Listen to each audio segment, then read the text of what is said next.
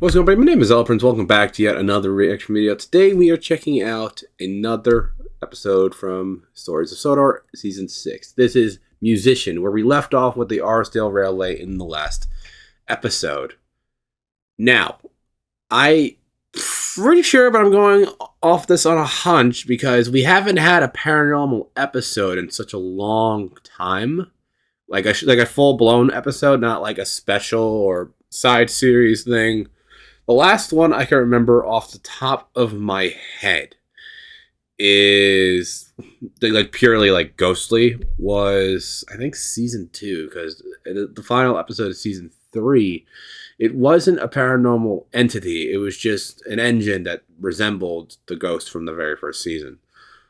But I think the last time we had a full-blown paranormal episode with ghosts that wasn't a special, wasn't a mini-series, was just from the main show itself, from Stories of Sodor, was the Spiteful Brakeman. At least that's what I think off the top of my head. I could be very wrong, because it has been a while since I've checked out some of the older episodes from Victor Tanzig. But I'm pretty sure that's what I'm right, so I'm going to stand by what I just said. But we'll see as this video goes on, because I'm thinking we're getting into some paranormal stuff, which would be fun because I haven't seen any ghost stuff in a while. But that being said, we're going to go ahead and get right into today's episode in 3, 2, 1, boom. Wait. That's not, what's his name? The train, oh my god, I forgot the name of it. Is the most powerful vehicle on land. And the engines of I think he may have accidentally used an old intro. The docks, industries, and branch lines that make up the I know he updated that part. Railway. These are the stories of Sodor.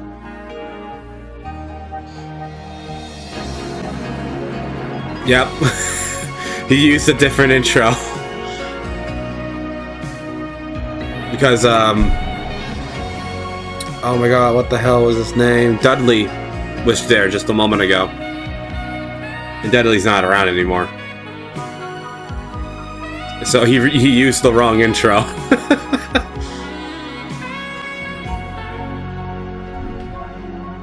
I wonder if he said anything about it in the comments. I'll check after this video. Ask any navvy what the hardest part of building a railway is, and they'll likely say the grading. This is when the land is altered to accommodate the needs of a proposed line, whether it has to be flattened, raised, lowered, and so forth. This is a time-consuming process and can be very difficult depending on the terrain. So the workers on the Arlesdale Railway were positively giddy when they learned they didn't have to worry about any of that. Thanks to the preceding Mid-Sodor Railway, the region had already been modified accordingly. Aside from repairing some bridges and removing a few trees, most of the work consisted of just replacing the track, which was pretty straightforward. This was how they were able to reach Arlesdale so quickly. While this was going on, the ballast mine was being constructed. After the line reached the site, they spent the next few months installing the necessary infrastructure, and on April 1st, 1968, the railway and the mine were open for business. Wow. Bust my buffers! You gentlemen work fast. We had a similar setup on our old railway, so this is nothing new. But this is fizzling fireboxes. I can't believe we're still running passenger trains. Don't worry, Mike. I spoke to Mr. Mannering and he's going to take you off passenger duty soon. Really? How soon? Next April Fools! Oh, all right. Oh, we're in April. Well done. Now that's it. You know the deal. What deal? Back on our old railway, we had an arrangement when it came to April Fools. We would only play a single prank on each other, and I think it's time to change that. Like you said, Bert, this is a fresh start. Don't you dare! One is already too much. Yes, as much as I enjoy having a laugh, I think it would be best if we stuck with the current system. Fine, then so will I. For now. What's that supposed to mean? Nothing? Rex, what are you planning? Nothing, I swear.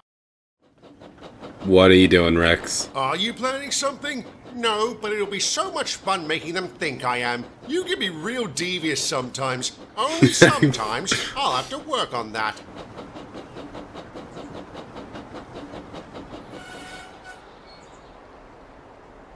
Oh, hello.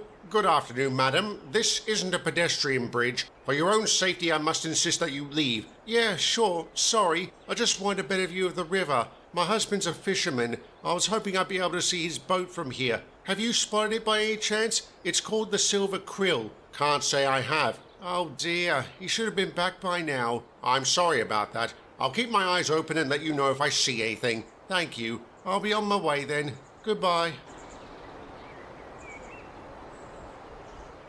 Okay, I think I know what the premise is now.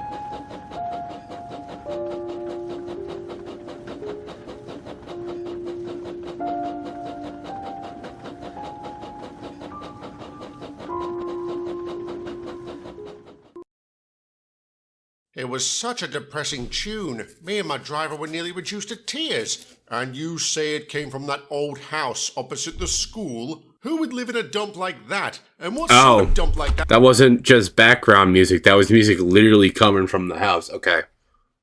That has a piano? I don't know, but if I never hear that song again, it'll be too soon. Getting back to the missing fisherman, have either of you seen his boat? The Silver Krill? No. What about you, Mike? Nope. Maybe he got shanghaied by pirates. That's not funny, Mike. His wife looked really worried. Understandable. The best we can do is keep our eyes peeled for the vessel.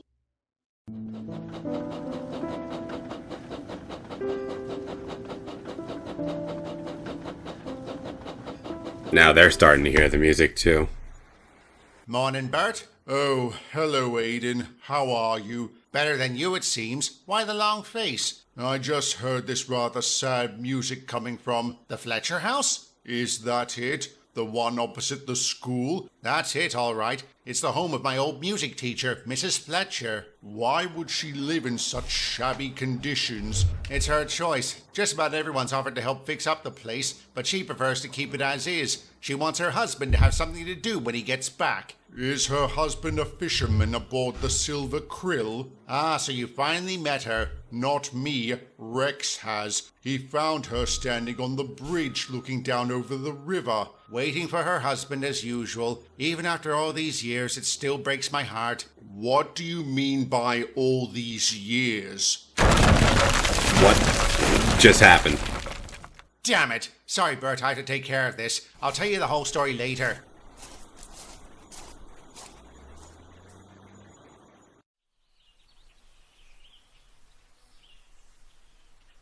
Well, now he sees her. Mrs. Fletcher? Yes? Don't worry, I'll stay off the bridge. I'm sorry if I got in the way of your mate. No, that's quite all right. Rex told us about your husband. I wanted to ask if he's returned yet. No, he hasn't. I hope he gets back soon. There are some loose floorboards in the kitchen that need fixing, among other things. If you like, ma'am, I could ask some of our workers if they'd be willing to lend a hand. I'm sure they already have. They're mostly locals, aren't they? I even taught a few of them the piano when they were young. Was one of your students named Aiden? Aiden O'Hara, yes. All thumbs, but he tried his best. I see. Well, thank you for your time, ma'am. I'll be on my way now. And I should move closer to the riverbank. I want to make sure my husband can see me properly.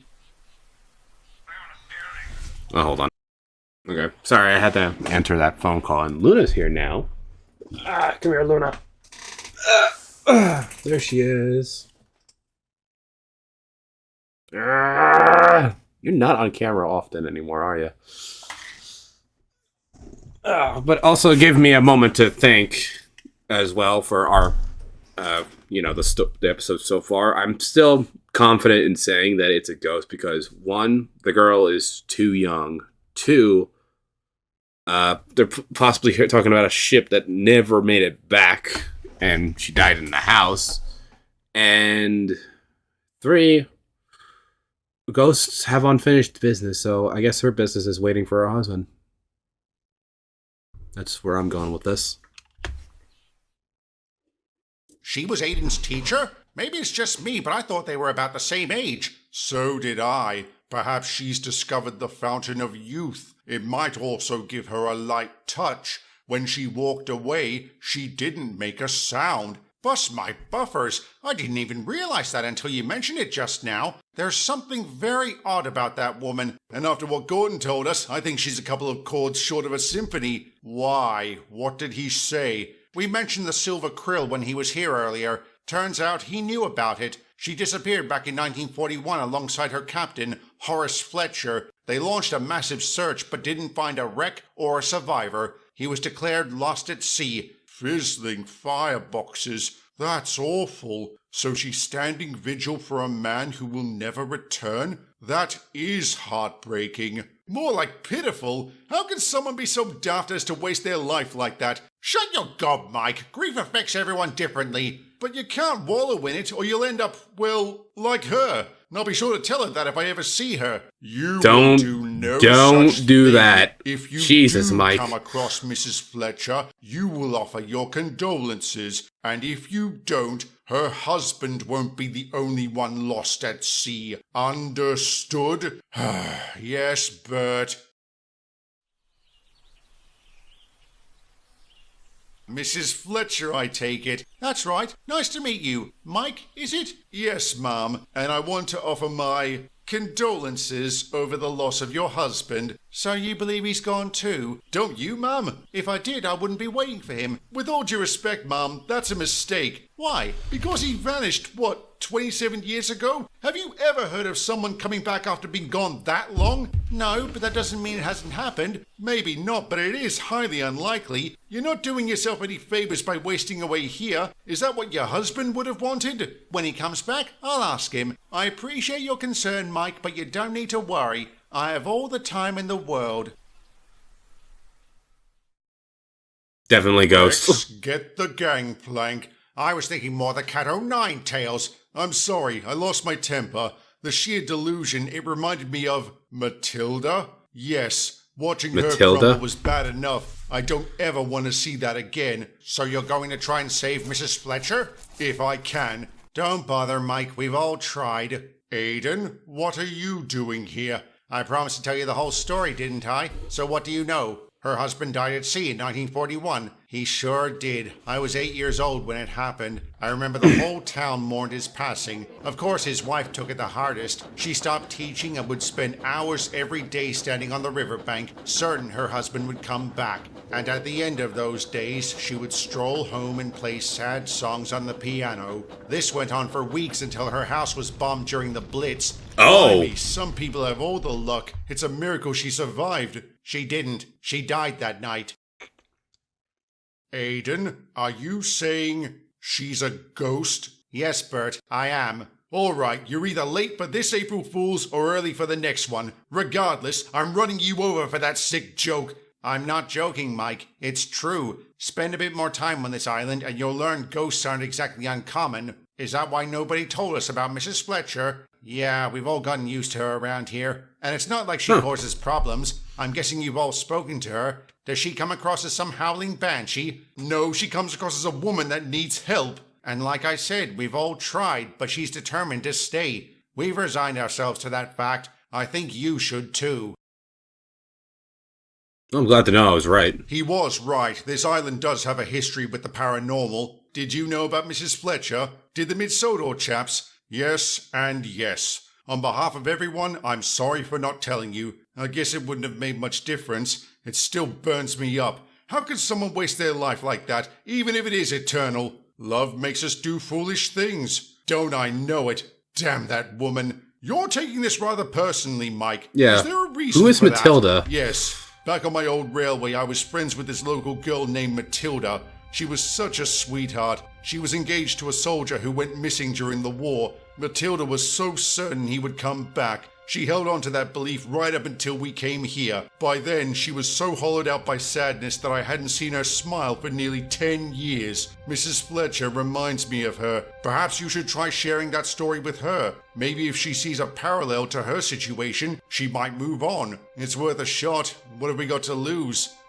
Literally nothing. A good conversation. She never found anyone else? Others were interested, but she turned them away. She turned everyone away. And she hadn't smiled in 10 years? No. How long has it been since you smiled? A lot longer. Mrs. Fletcher, do you enjoy living like this? No, I don't. Then for your own sake, move on. Horace could be waiting for you right now. Why don't you go to him? Because what if he's not there? What if I miss him here? If I ever see a ship called the Silver Krill, I'll shout out to its captain, "Your good lady has moved on. Go find her." That's what you'll say? You promise? I swear.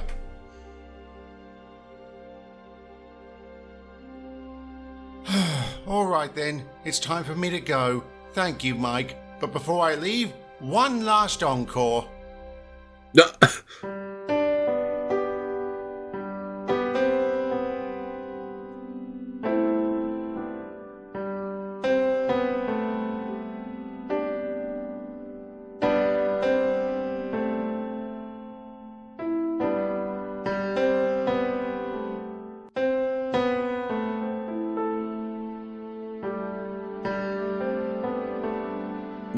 What? And the house disappeared too.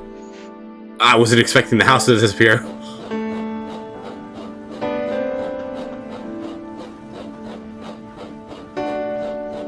That just kind of took me by surprise.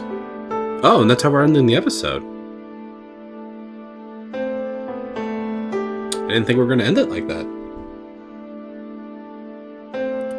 Okay, so it was exactly what I was hoping for, a ghost episode. It was a purely tragic one this time around. Because the first ghost video that came out years ago, it was one of the main reasons why I found Victor Transit to begin with.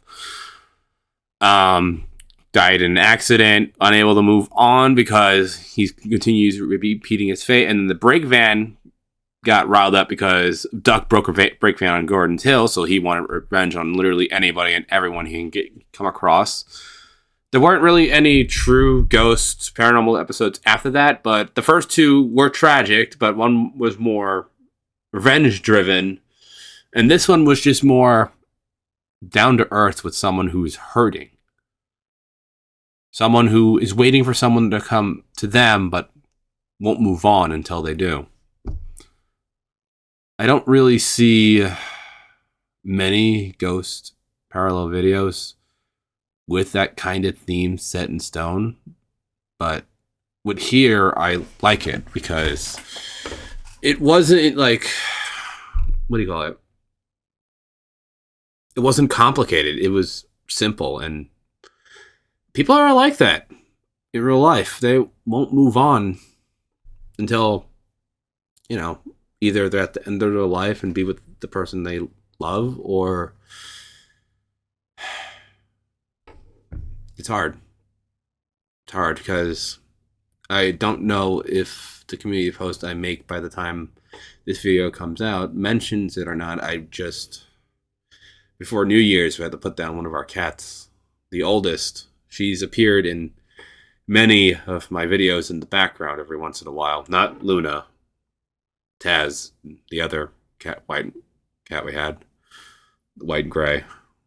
We had to put her down recently, so it's another reason why this episode also hits, because the wounds are still fresh. Not even a week. Well, exactly a week now by the time this video comes out. Or at least when I'm recording this. So that's why another reason why I like this episode. It hits because I know how the feeling is like trying to move on when somebody's not there. But we have to, for their sake, until we see them again. But I think that's where I'm going to end this video before I get very emotional. So if you guys enjoyed today's reaction video, please like, comment, and subscribe. And I will see you all in the next reaction video. Bye.